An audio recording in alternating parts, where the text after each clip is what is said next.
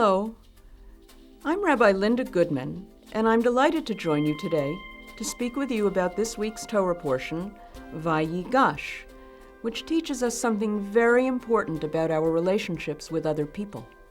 At the beginning of the parasha, Joseph has become a prince in Egypt, and he was a very important man, but Joseph was really an Israelite. We remember that 20 years earlier, his brothers were jealous of him and sold him into slavery and told their father he was dead. Now, 20 years later, they stand before him in need of food because there was none to be had up in Eretz Israel.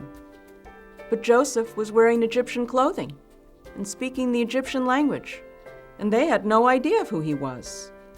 So Joseph decided to play a trick on them, to see if they had grown and become kinder, more generous people after all those years.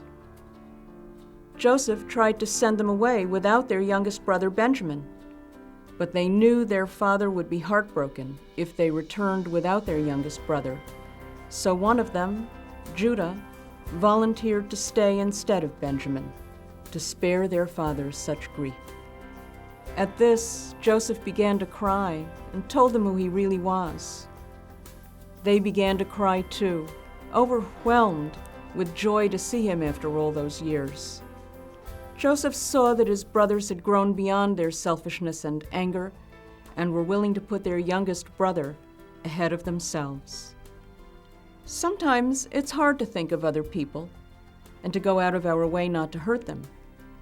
We think that as long as we're happy, that's all that matters, and we don't need to concern ourselves with other people's feelings. That doesn't mean we're bad people. It just means we have to try a little harder to remember that other people have feelings just like we do. Joseph and his brother Judah show us how to remember. When we think of other people and the decisions we make, we'll not only make them happy, we'll end up feeling happier too.